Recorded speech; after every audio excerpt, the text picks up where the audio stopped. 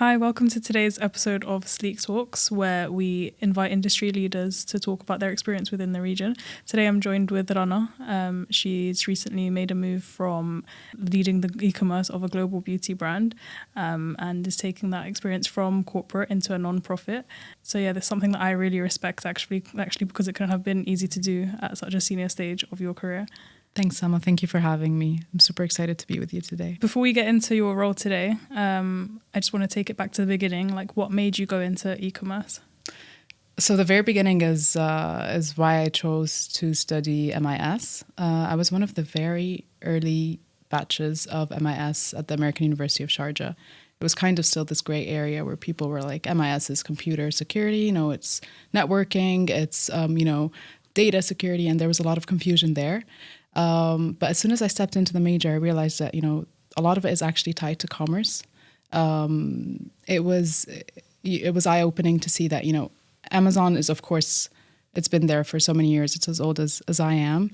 But during that time, with the introduction of a lot more focus on MIS and just, e-commerce and shopping online, I developed an interest in stepping into that. And then I was very lucky. I had great professors that even, they sparked a lot more interest into different stages of e-commerce, seamless operations, operational excellence, etc. It kind of began at the beginning of my career when I joined Noon. So I joined Noon during their launch, which, again, I'm very grateful for, because I always say I learned at Noon in less than a year what I would have learned anywhere else in many, many years. They were on a mission to become, which they have become, the biggest e-commerce platform in the region. There was a very sweet sentiment around it as well, because it was from the region for the region. So we were all working towards that goal of, localizing operations, making sure people related to the story. And we had great talents on board at the time. And then I just kind of really liked what I was doing, and it just kept happening. I moved from, I had a great mentor at Noon, Cassandra, who then took me to Daniel Wellington. And we launched their e-commerce here in Dubai for the Middle East, which again was very eye-opening to see how a global international brand, started adopting interest in the region. And a lot of other brands were doing the same thing at the same time. So there was this movement towards, global brands stepping into our region. And, Loro Piana came after that, which was, again, a big shift, because I moved from mass to luxury, quiet luxury, a completely different audience, different price points, different everything. So I think it's just that diversity in the experience and how e-commerce means something different for every single brand.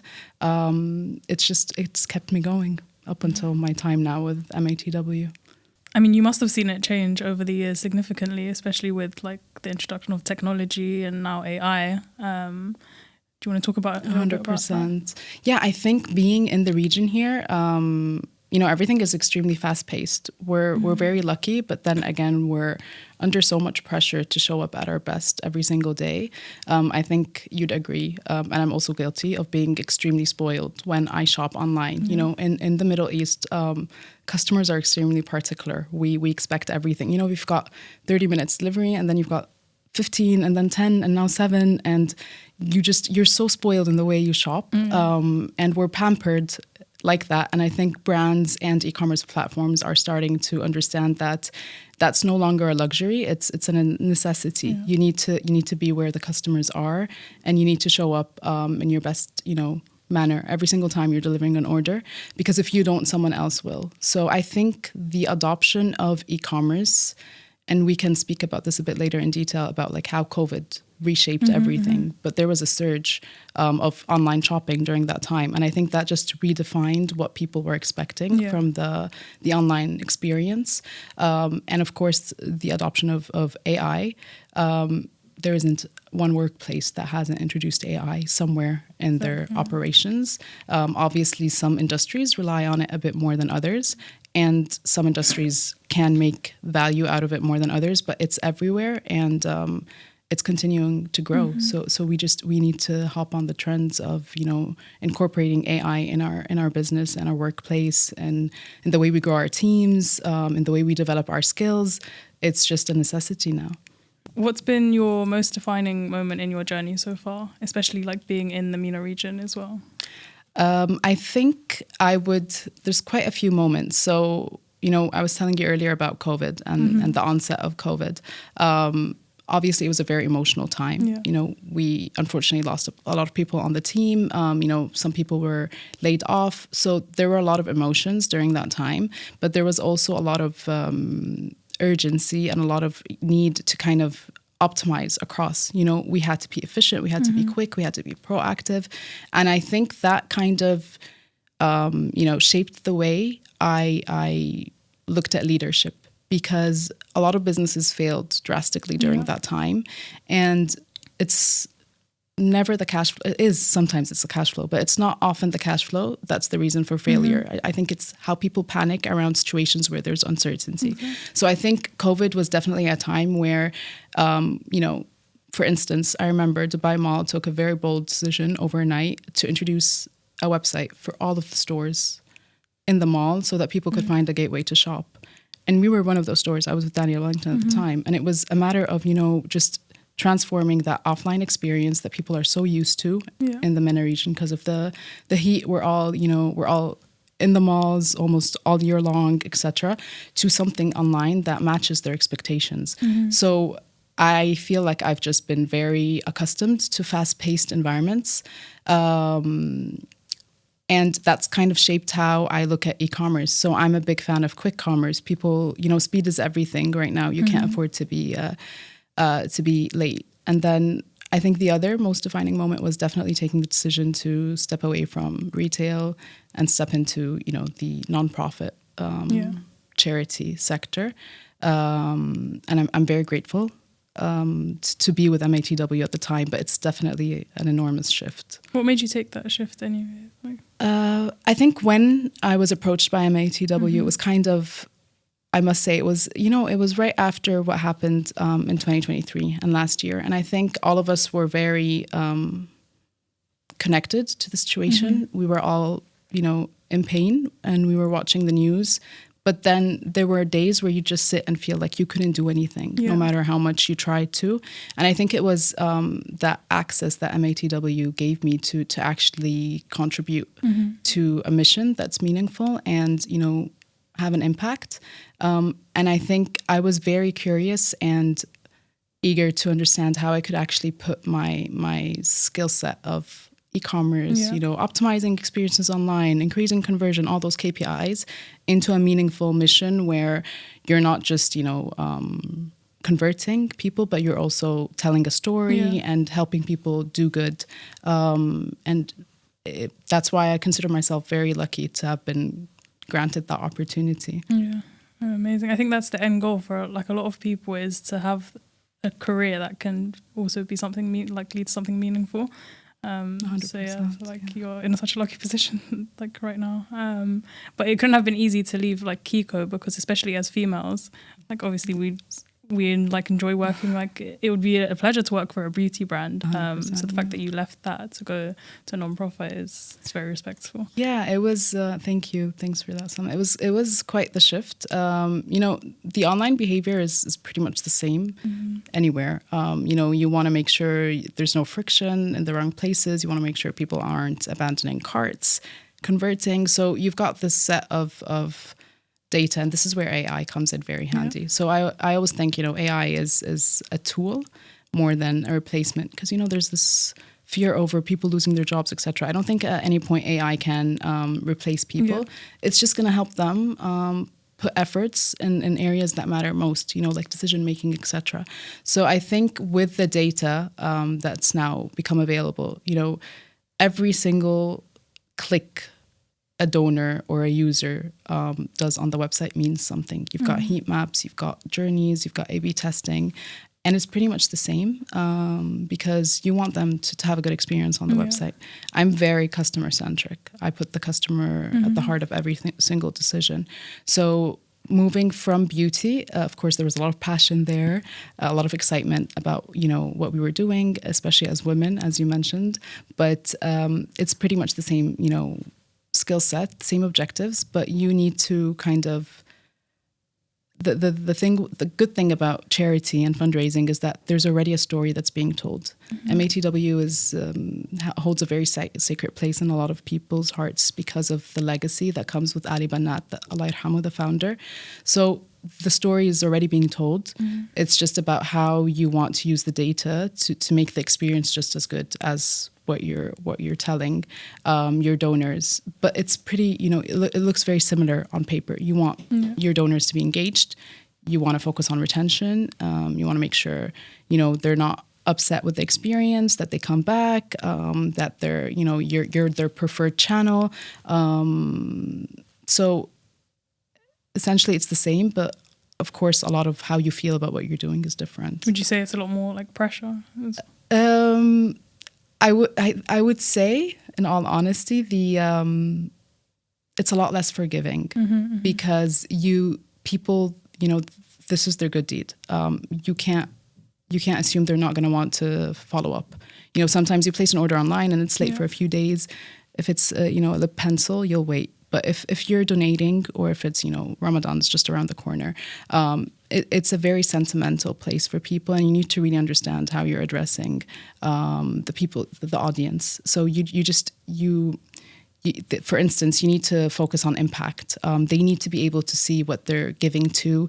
You need to really build a connection that's focused on them seeing their actual impact being delivered to people in need. And I think MATW, alhamdulillah, it's in a really good place where it has access to lots of gateways where other organizations don't. So it's easy to build that story, but you just need to always, share just enough with your donors to make sure they feel like they're delivering what they want to deliver. What surprised you the most when you made the transition from Kiko to MATW? This is not very corporate of me to say, but it was people's generosity. So I think when I stepped into the charity sector, I realized that people are willing to give if they find the right ways. And obviously the mindset, that shift from luxury with, for instance, Loro Piana, or beauty with Kiko, just that shift from, people are looking at an experience. Obviously, you need to cater to, with Kiko, you can't sell makeup online entirely without, shade finders or shade, foundation matchers, etc., just because people really care about that in-store element. And I think in my career, that's been one of the most challenging, dynamics, because I've always been in with brands that are very retail oriented. So for instance, with Kiko, ladies want to try on their shades. They will end up stocking, through the website, but that in-store experience is extremely important. Loro Piana is quite similar. It's all about the experience. They want to step into the store. They want to look at what they're buying. They really want to live that moment in the store. And it's been very challenging for me to replicate that online within these brands, just, because, and that's why I'm very omni-channel oriented, because I feel like both channels need to go hand in hand. It's not just one replacing the other. But with MATW and in the charity space, people aren't actually, they're not waiting to receive anything. They're not waiting for a service or a product. They're not following up on deliveries. They're just very interested in, the size of their impact. And that needs to be at the heart of all the decision making. How people are going to feel like they've helped and feel rewarded for that help. And it's very different than, receiving a text message that your order is 30 minutes away, etc. So it's really about just managing your users' expectations and making sure you cater to that. And were there any practices that you took from corporate e-commerce into MATW that has had like a tangible impact? That's a good question. I think it would all go back to data being your best friend. You know, there's such a vast amount of information that you can get from a customer or a donor or a user just spending some time on your website. You know, if you're in this in the mall or on the store floor, you're never going to be able to pay attention to every single customer at the same time. But with your website, that becomes very easily accessible, and data is at the heart of every decision I make. Even if you're gonna blend in a bit of storytelling or change things a bit to present your brand in a different manner or cater to different audiences, it's all about the data. So it's definitely heat maps. Where's your drop off? What are people engaging with the most? What kind of language you need to use? A big pillar here in our region is localization. When I started working with global brands, there was this idea that it's just Arabic. You just need one translator, and you can cater to the entire region, and it's completely different. People here have different payment preferences. They've got different hours that they browse the internet. They've got different social media, like for instance, Snapchat is very. It's very big in KSA, for instance, and that's something you need to keep in mind when you're trying to target, your audiences. So it's all those little things that only data can really help you pay attention to. And now you've got Gen Z, and I speak about Gen Z like it's a whole different story. They're going to challenge all of us when they start, developing higher purchasing power. And when they start, earning their own money and spending their money where they want, we're gonna have to redesign the way we present our brands online, because we need to be proactive. We can't even be reactive anymore. As brands, we need to find them where they are. We need to show up in sustainable, responsible ways, because they've got information about everything, and I would also say they're not as forgiving as older generations. You need to be very careful when you speak to them, and that's great, because once you start tapping into Gen Z, brands are showing their best practices, because they need to be it's very fast paced, it's very trend driven. You can't just sit and watch. It's too late if you're just looking at what other brands are doing or other charities are doing. You need to find them where they are. So it really depends a lot on who you're speaking to, what moment it is. For instance, last year, MATW was very heavy on urgency and appeals and emergencies, because so much was happening. And now the situation has shifted a bit towards different countries.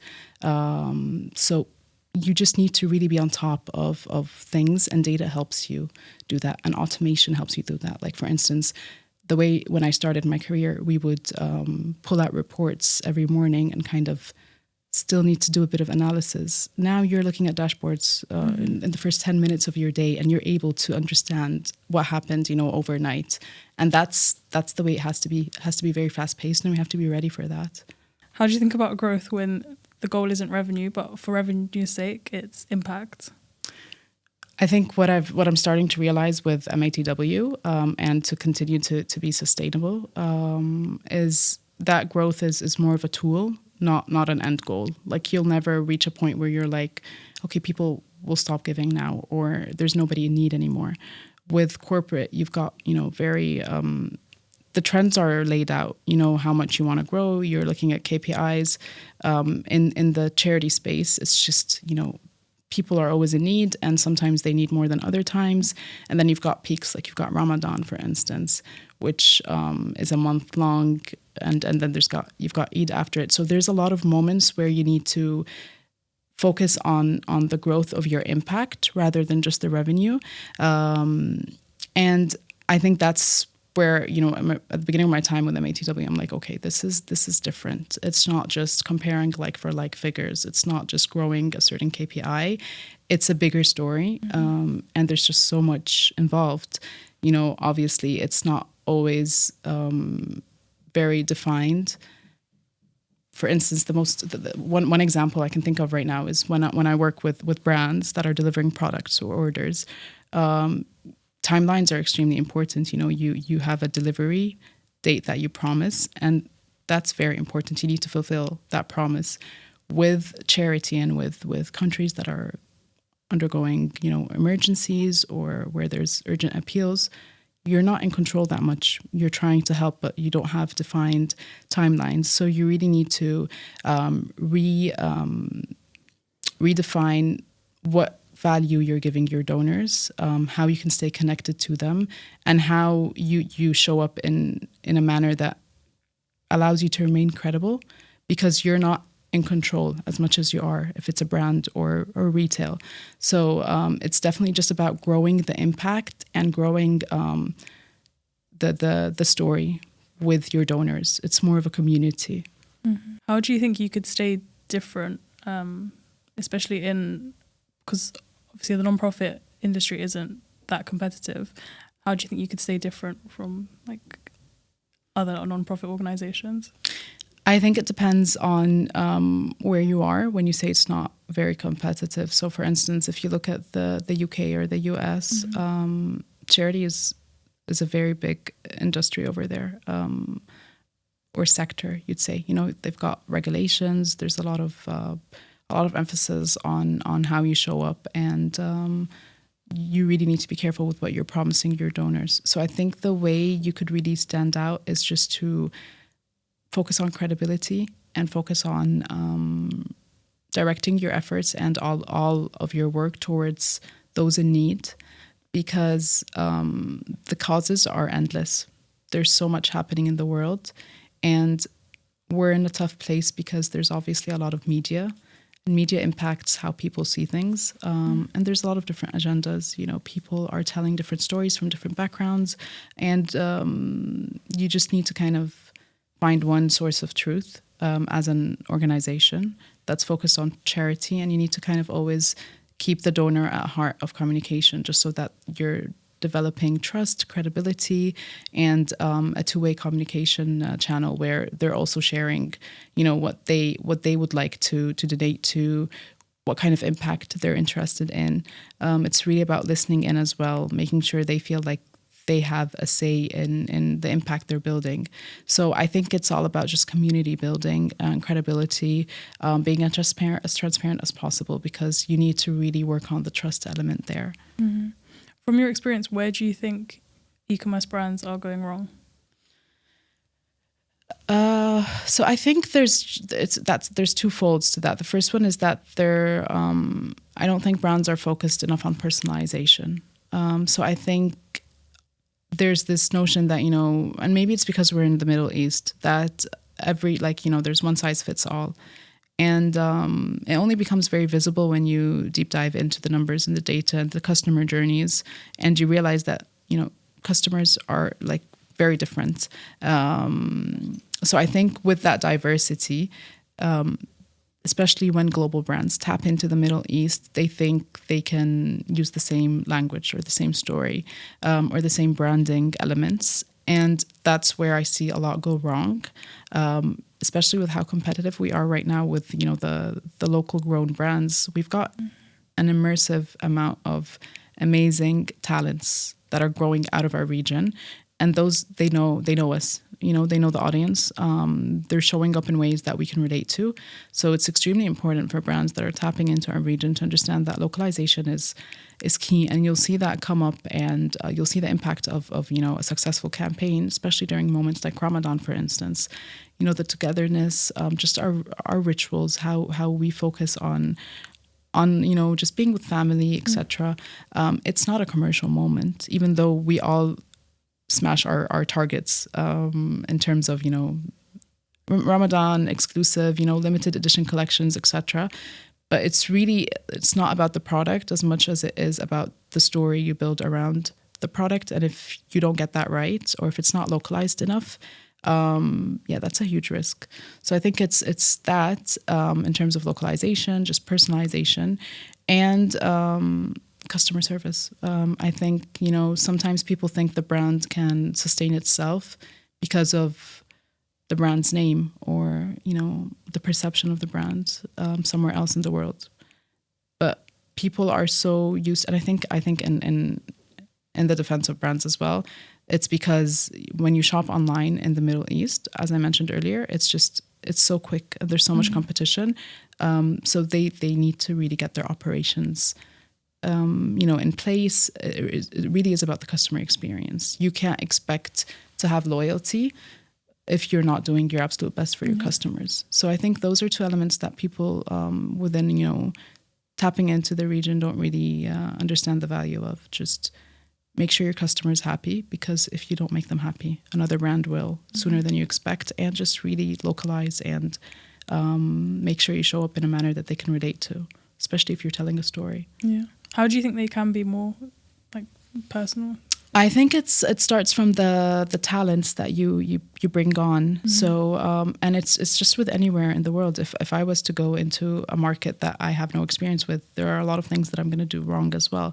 I think you just need to bring on talents that are from within the region, especially when it comes to certain elements like the customer experience or the creative element of things, things that are really like in your face as a customer.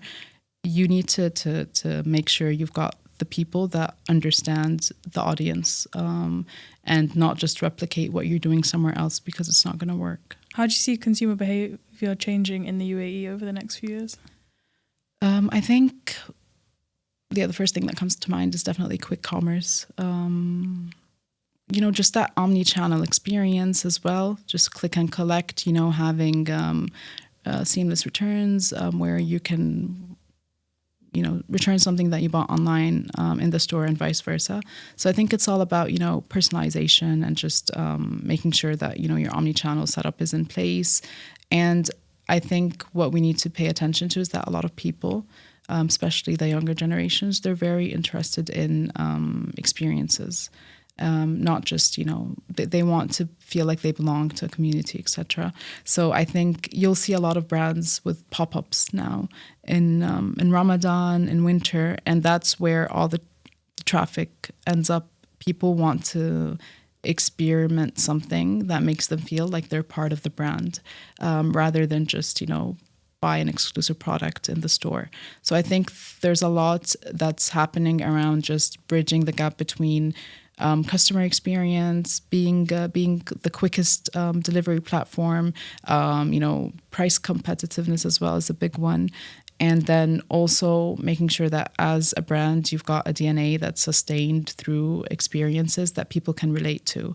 And definitely, I think AI, like for instance, when I look at the adoption of chatbots 5 years ago versus now, there's a lot of improvement happening there. And I think brands are leaning towards, replacing a bit of the human effort there. And I think that's working in a sense that people, you're obviously directing your talents towards what counts more, and more on conversational commerce, just having conversations. In the beauty industry, for instance, you can actually ask, the website before you start browsing the website. Okay, I've got this skin problem. I'm looking for this shade. I'm looking for a look that shifts between morning and night. And I think just having those chatbots learn more and more about your customers and about trends will really help you as well bridge the gap between, where you're showing up and how you're showing up as well. Would you say that the way we're looking at e-commerce now, is it what was anticipated when you first started your career? Definitely not. No, I think there's a lot has changed, and a lot of emphasis has changed as well.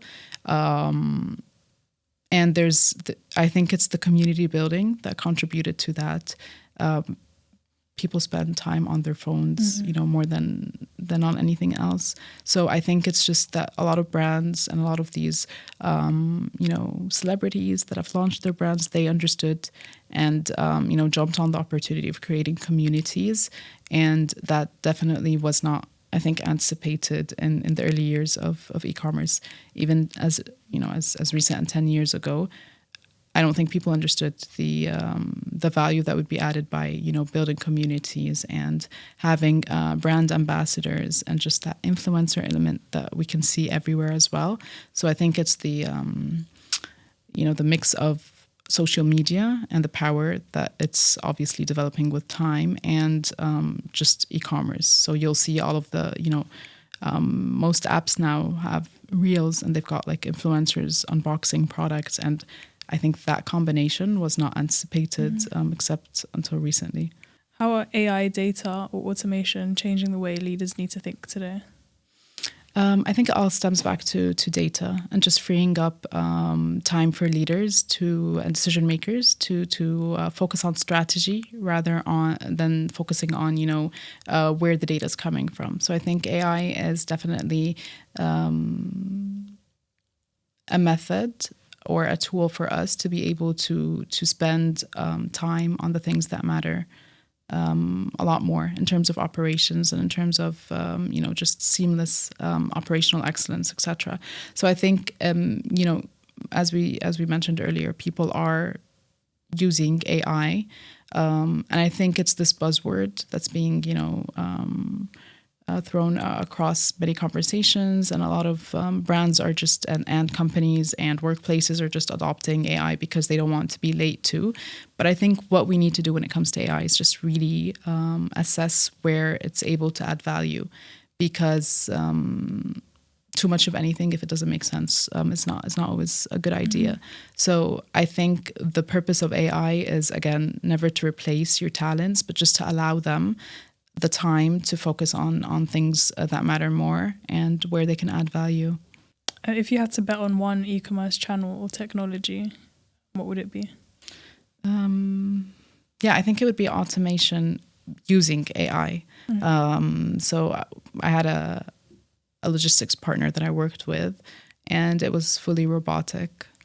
And, the first time we worked on KPIs and just setting expectations and stock takes, etc., the accuracy was unmatched. And that was very impressive for me, stepping out of many years of e-commerce with global brands and just looking at how the simple utilization of robots or AI to replace, the workforce in a sense was just, it was a lot more seamless. It was quicker. There was reduced, errors that were made.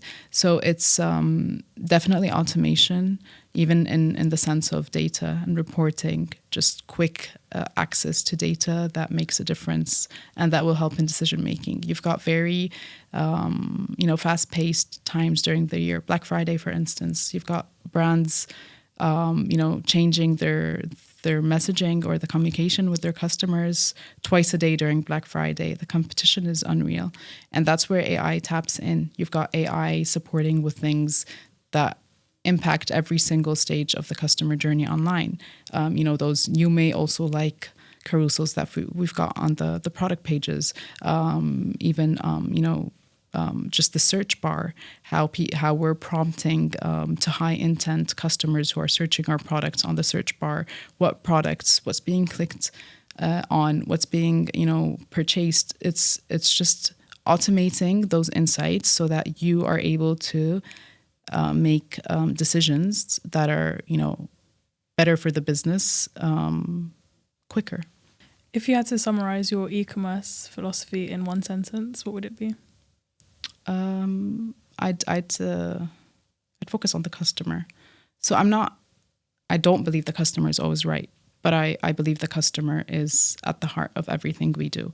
So we often overlook what our customers need versus what we think would work as a brand or what we want to present to the customers. And I think we need to some brands need to stop being tone deaf when it comes to what customers are expecting. So if you keep the customer at the heart of all of your decisions, you're probably gonna do better than your competitors. And I think you also need to just focus on strategy in the form of aligning all of your efforts and resources towards a clear strategy. Because I think the mismatch when it comes to strategy, sometimes you've got teams working extremely hard and you've got the best talents in one room. And if there's no alignment there, then if they're not working in the same direction, the friction that happens there is probably sometimes the reason things aren't delivered the way we need them to be.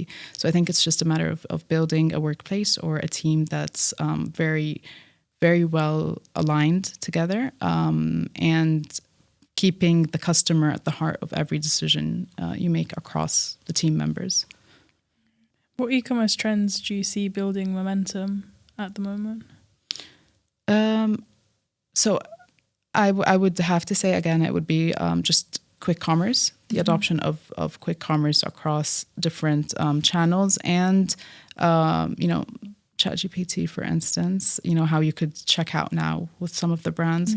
So I think it's just the bridge between AI automation and becoming available in places where customers are looking for you. So omni-channel is the way forward. There will be customers who will want to shop your products in the store, and others who will want them to be delivered, in 10 minutes. And I think those customers will often be the same person, and sometimes they're not.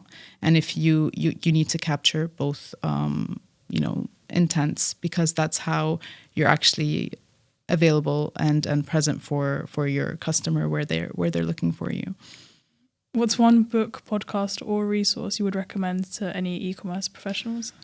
So I would not just e-commerce professionals, but I'm a very big fan of Nir Eyal's books, podcasts, talks in general. So the last book I read was Indistractable, and he created that word, and he's also put together some work on through his book Hooked. And Hooked is, it's a very interesting book about how you create, how there are patterns and how you create engagement to your products through different techniques. But I think Indistractable is super useful for any professional because he speaks about how distractions are the biggest challenge you'll face in your day, regardless of what you do. Even if you're not a professional, if you're a student, if you're just not really engaged with any commitments at the moment, distractions are at the core of everything that you need to tackle, because he has this theory that distractions stem from areas of discomfort, and that's why we turn to distractions. And there's a few, techniques. Like the first I can think of is he actually was the reason I started introducing this concept of scheduling time to worry. And it sounds funny, but sometimes when you've got busy days, like during Black Friday, your days are so packed. You're just worried throughout the day because you've got so much to do and so much at stake. And if you spend some time, or you dedicate some time to actually worrying about the things you've got lined up in the day, you will have a better day. You'll just focus on what matters most. So he's done that, and he's focused as well on schedule syncing with your teams, which has also been very helpful for me. Just making sure that every morning you spend 5 minutes making sure, as I mentioned earlier, we're all moving in the same direction. We're all focusing on what matters. So his work is extremely it's helped me. It's extremely insightful. He also takes away a bit of the blame that we very easily and quickly put on social media, for instance, because we say it wastes our time, but it's really not that. It's an active decision. There's a lot of intention in how you spend your time and what you focus on during the day. So I really like his work. He would definitely be on the top of my list. Yeah. Amazing. How would you say your leadership style is? So I try to, as much as possible, lead with empathy. I think, there's a lot of conversations and dialogues that happen within the workplace, and I think a lot of us don't spend enough time listening. So I think it's important to just build a team or a workplace where people are actually listening to each other rather than just, answering back. And I think daily check-ins with something that's, as fast-paced as e-commerce, just making sure you're speaking to your team, staying on top of things, aligning as much as possible. That's very important when things get, challenging or busy. But essentially, you just want to build a workplace where people are, comfortable to speak their thoughts and, share their ideas and just really keep the conversation going. Do you think it's different being a leader in the UAE, especially you have so many people from different parts of the world as well? I think the diversity is definitely a challenge, but then that's how it becomes a bit easier when you listen more than you speak. You kind of have the advantage of understanding the people you're working with. I've been here for so many years, so it's, I'm used to the diversity, but I can really see it when someone just, joins or travels to Dubai from abroad. It's a lot happening at once. You've got different dialects and different, expectations from one single team that's got so many people from different backgrounds. And I think if you spend enough time just really listening and understanding where they're coming from and utilizing and just, building up on their strengths, that could take your team to different heights. Do you think you'd be able to lead e-commerce in any part of the world, like other than the UAE, the GCC region in general? So my role with MATW right now is a global role. Yeah. So a lot of the work goes into markets like the US and the UK and Australia. And again, I think what helps with decision making there, or just adopting a strategy or a leadership style that caters to the different markets, is the data. Because if you put the customer first, you'll be able to make decisions and show up in ways that your customer expects wherever they are. And then when it comes to the people element and just managing the talents you've got on your team, it's all about building that conversation and that space where they're comfortable enough to share how they would like to grow or how they would like to contribute. So it's really just about keeping communication going, both with your team and with the customer or the donor, wherever you are. And I think that helps you become successful wherever you are. What have you found different about the UAE and the West? It's definitely expectations. I think within the UAE, within our region, they have very high expectations. And then within other parts of the world, it's a lot more about operational excellence and how you're communicating, legalities, just making sure you're credible, making sure you're presenting your brand and the information as you should. So it depends on what they're actually expecting from you as a brand, and then there's shopping behaviors that differ. Where the weather isn't great here most of the year. So people are often in the mall. So you'll see that people aren't shopping online as much during times where there's, when school's out, because families are spending more time at the mall. That's very different to areas where it's not similar, or where it's colder, or where the heat isn't a challenge. So it just depends on the customer at the end of the day, what they're expecting and how you can meet their expectations. Thank you so much for joining us today, Rana.